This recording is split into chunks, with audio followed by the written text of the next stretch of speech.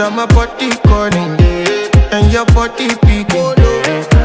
Loving